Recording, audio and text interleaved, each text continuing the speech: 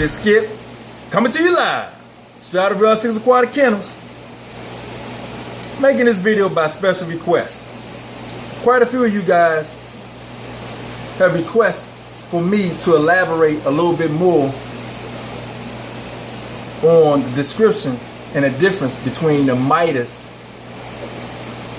and the Labianum's red devils, and also some look-alike hybrids that's floating around out here in the aquatic community. So let's jump right into it. Right before you is Big Balls Hog. Now, Big Balls Hog is a chancho, an Amphilophus chancho from Lake Apoyo variation of a Midas. And what's interesting about Big Balls Hog is his mouth region. Check it out. He's always looking for food, so I can't get him to cooperate. But if you look closely at his mouth, it's rounded, it's blunt, it's flat in this region, as that's all he does is beg for food. So I want you guys to check this clip out of a Midas front face area. Here's an example of an orange central Midas, as we see up here at the top, Brent Smith's. You see this area right here.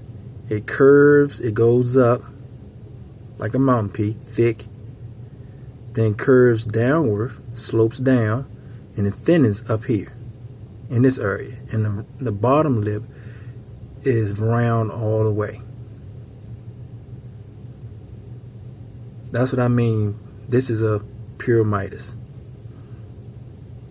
If it was thick all the way around, this area right here dropped down a little bit more and it was thick, then it would be a question mark for me.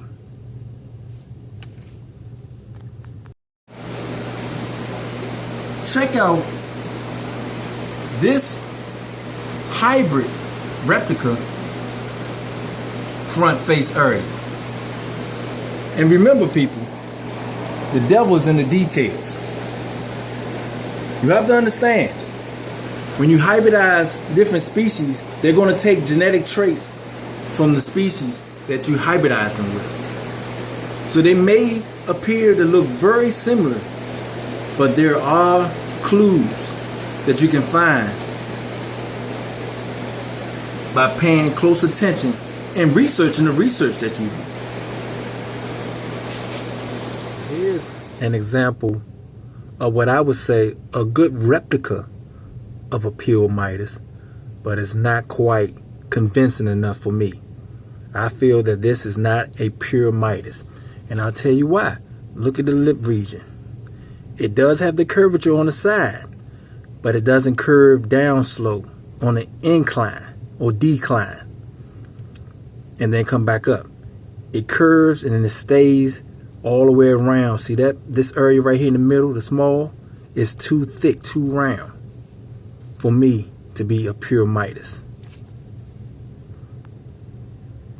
Check out this clip of the Midas side view, like the side view of Miss Lucy right here. Here's an example of what the side view, in my opinion, should look like for a Central orange Midas. Got the curvature, but then it slopes downward. And see how the face right in here is rounded, is blunt, flat all the way through, blunt, round, but blunt. There's certain telltale signs that you have to look for, the details. The devil is always in the detail. So this is a good example of a side facial shot of a Midas. Okay. Now let's check out the hybrid lips and front face area and some of the clues and traits that it leaves behind. We're going to really get into the fish facts. So check this clip out. Here's a shot of what a Midas should not look like from the side view. This is equally thick all the way around to the front of the mouth.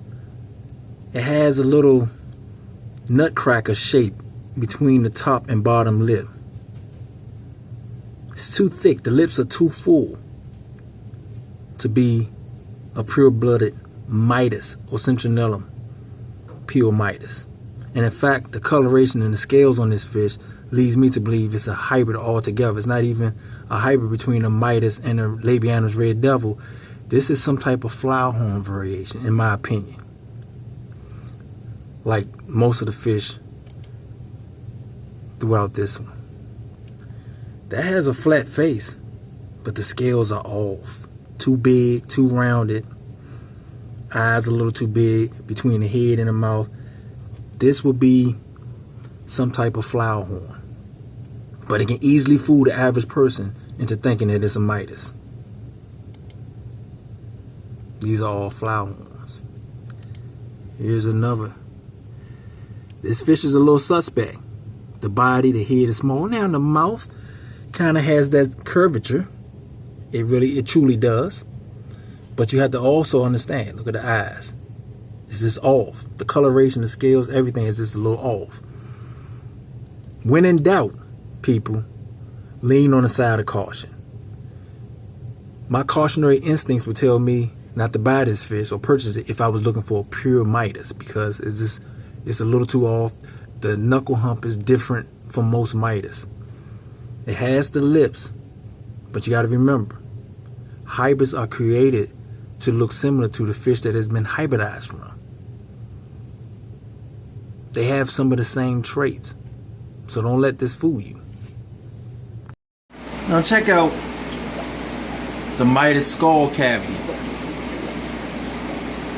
These few photos of fossil record Midas skulls.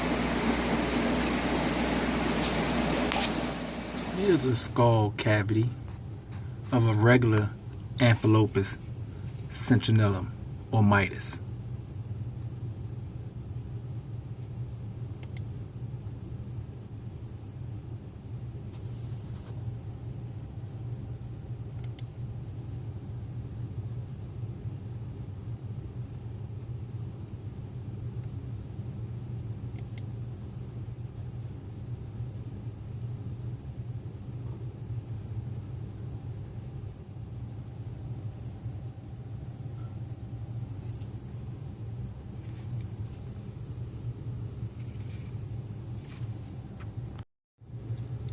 This chart is useful for helping you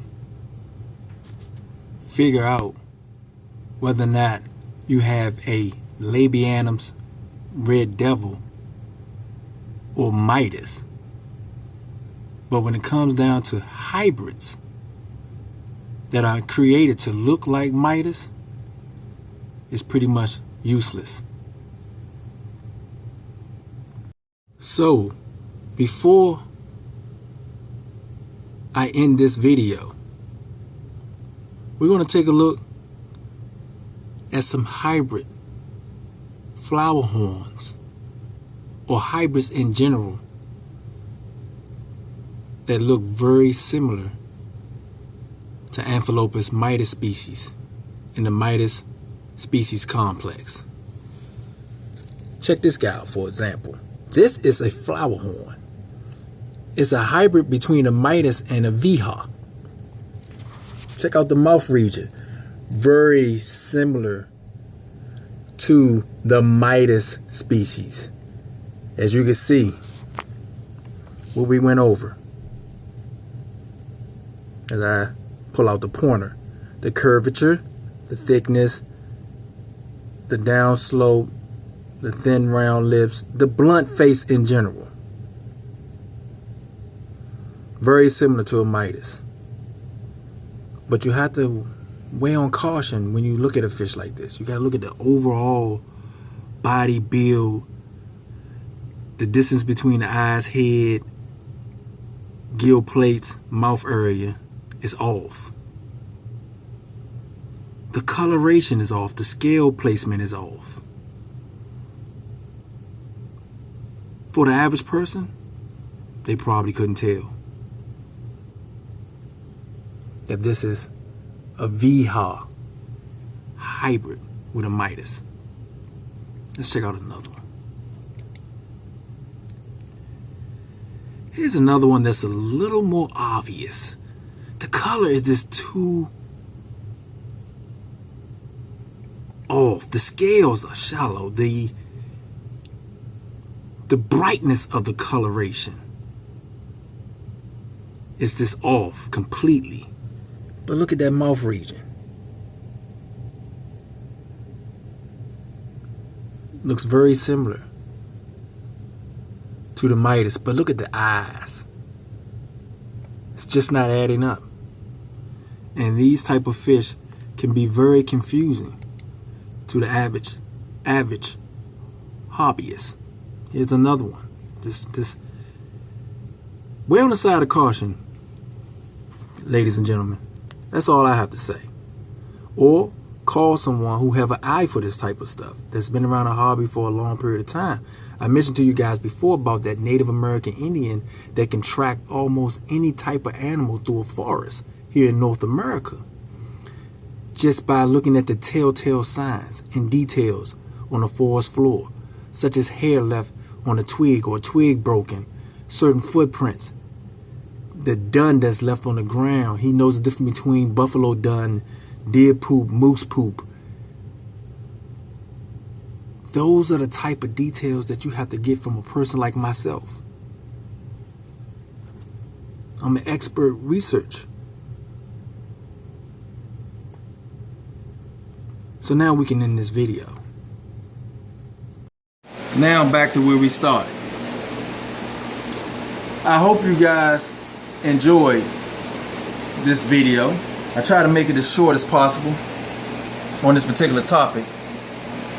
And I want you guys to understand, I share this information with you to give you, like I always say, a different perspective, a different look. This information that I present to you is not shared with you to change your mind about something or to convince you of anything. It's just sharing information.